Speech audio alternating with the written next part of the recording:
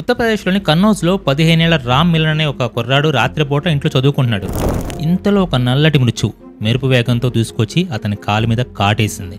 అది మామూలు పాము కాదు, ఒక భయంకరమైన నాగుపాము. ఆ విషయం అతని రక్తంలో కలుస్తున్న కొద్దీ ఆ కుర్రాడు స్పృహ కోల్పోయాడు. కళ్ల ముందే కొడుకు ప్రాణం కొట్టుమిట్టాడుతుంటే ఆ నిరుపేద తల్లిదండ్రులు గుండె ఆగినంత పనైంది.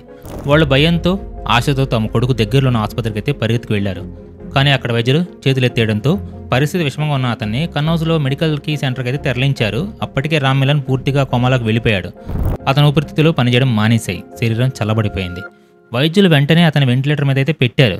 ఇక ఆశలేమని అందరూ అనుకుంటున్నప్పుడు డాక్టర్ మృదుల్ నేతృత్వంలోని వైద్య బృందం ఒక్క సాహసం అయితే చేశారు. యముడితో యుద్ధం ప్రకటించారు.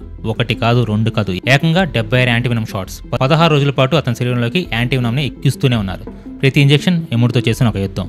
ప్రతిరోజు ప్రతి గంట అతని శరీరం ఒక యుద్ధ క్షేత్రంగా మారింది. ఒకవైపు నాగపాము విషయం, మరోవైపు దాన్ని చంపడానికి ఎక్కించిన యాంటీవినం మందు. ఈ రెండింటి మధ్య నలిగిపోతూ అతని శరీరం మృత్యువుతో పోరాడింది. 16 రోజుల నరకం తర్వాత అద్భుతం జరిగింది. మృత్యువుని జయించి రామ్ మిలన్ కళ్ళు తెరిచాడు. కోమా నుంచి బయటికి వచ్చాడు. వైద్యులు కూడా ఆశ్చర్యపోయారు. ఇది కేవలం ఒక వార్త కాదు, ఇది విధిని ఎదిరించిన ఒక యోధుడి కథ. ఒకవైపు ప్రాణం తీయాలని చూసిన పాము, మరోవైపు ప్రాణం పోయాలని పోరాడిన వైద్యులు, మధ్యలో 76 సుధుల నరకాన్ని భరించి గెలిచిన ఒక కుర్రాడు. మరి మీరేమనుకుంటున్నారు? ఇది వైద్యశాస్త్రం సాధించిన ఒక అద్భుతం అంటారా? ఆ కుర్రాడు ఆయుష్ బలం అంటారా?